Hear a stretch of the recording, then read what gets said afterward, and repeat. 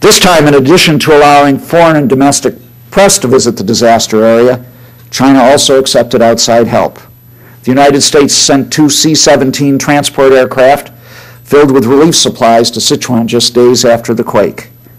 Individual Americans and American companies have donated over $100 million US in assistance to help the victims and the restructuring.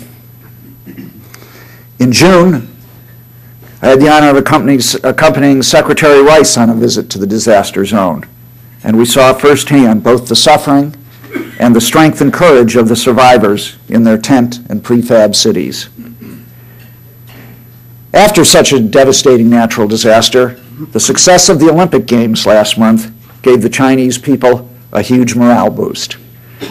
The Chinese people are justifiably proud not only of their Olympic athletes, who won 51 gold medals, the most of any country, but also of their first-class venues and first-rate organization. With respect to the Beijing Games, however, we were disappointed that China did not use the occasion of the Olympics to demonstrate greater tolerance and openness. Domestically, Chinese security authorities placed extra restrictions on Chinese rights activists. However, as a result of China hosting the Olympics, Americans learned more about today's China, and Chinese learned more about the outside world. The Olympic Games, after all, are an international sporting event which celebrates the athletes. By attending, President Bush showed his respect not only for the Chinese people and the athletes and the Olympic movement, but for the games themselves, which meant so much to the Chinese people. In Beijing, at his bilateral meetings with Chinese leaders, President Bush raised, as he always does in such meetings, the important issues of human rights and religious freedom, as well as other issues of concern.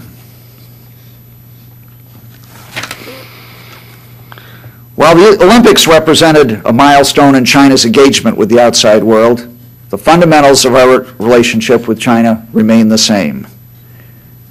President Bush has said, oftentimes, that we seek a China that is stable and prosperous, a nation that respects the peace of its neighbors and works to secure the freedom of its peoples.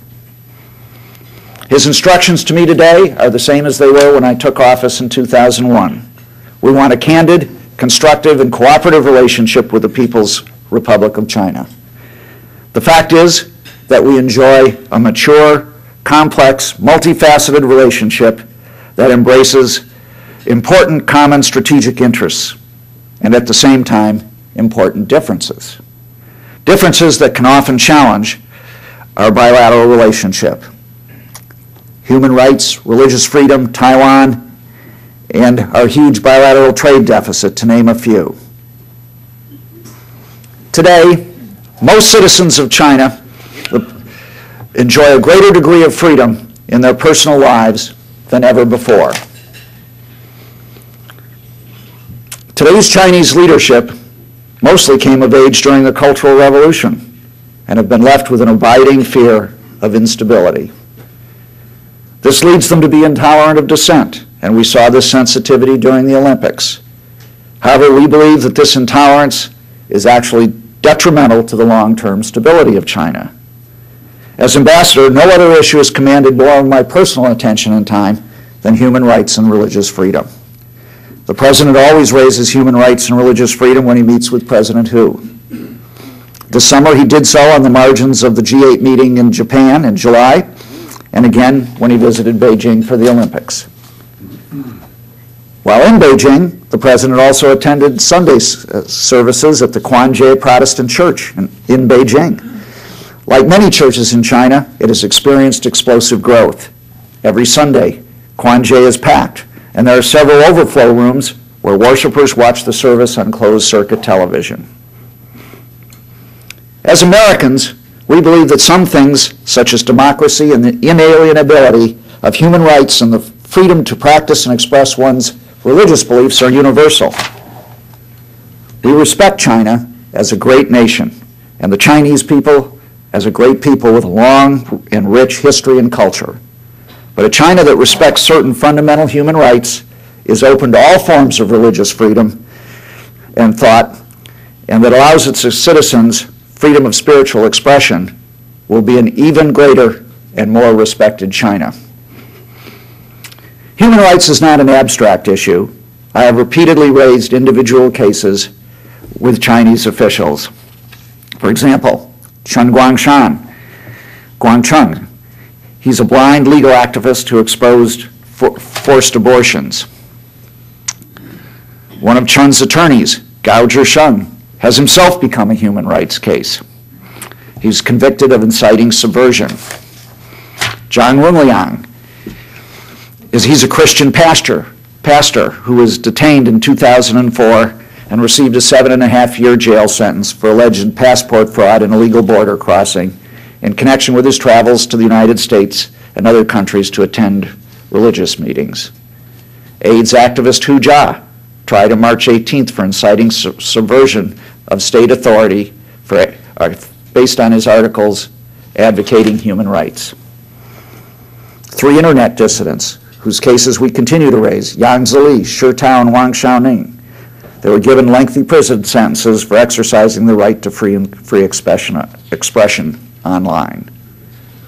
In this regard, I am pleased to report that after a long hiatus, we have restarted our bilateral human rights dialogue with China in May, and we hope that this process will continue and that the dialogue will encourage concrete improvements in human rights. No discussion of U.S. China relations can be complete without a mention of Taiwan. Taiwan successfully held a free and fair election on March 22nd.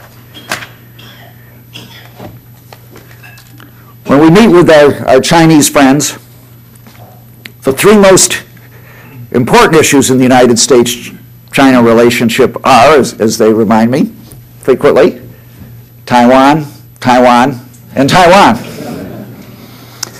The maintenance of peace and stability in the Taiwan Strait remains of profound importance to the United States and the region. Taiwan's new leader, Ma Ying-jeou, took office on May 20th. The election results provided a fresh opportunity for dialogue. Both sides have agreed to take advantage of this historic opportunity and the new circumstances afforded by Ma's election to reestablish in June the cross-strait dialogue that has been suspended for nearly a decade.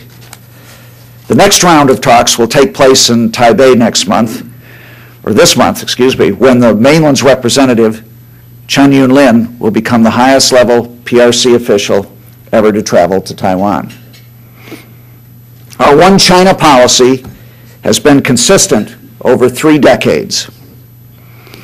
We have a One China policy based on the 3 U.S. China joint communiques and the Taiwan Relations Act. We do not support Taiwan independence, and we oppose unilateral actions by either side to change the status quo. This consistent policy has resulted in more than 35 years of peace and prosperity in the region. Another challenge we face arises from our $387 billion and growing 2-way economic and trade relationship. China is not only our 2nd largest trading partner after Canada, but it is also our fastest growing significant export market, and last year became our 3rd largest export market after Canada and Mexico. More Chinese are buying more American products than ever before, about $65 billion worth in 2007. And in 2008, our exports to China are accelerating at a 22% rate. Since 2001, when I took office, we have more than tripled American exports to China. However, in 2007, our trade deficit with China also hit a new record of $256 billion US dollars. To put this in perspective, our trade deficit with China is 3 times larger than our deficit with Japan. This record deficit, combined with the sense that China is not quite playing fair,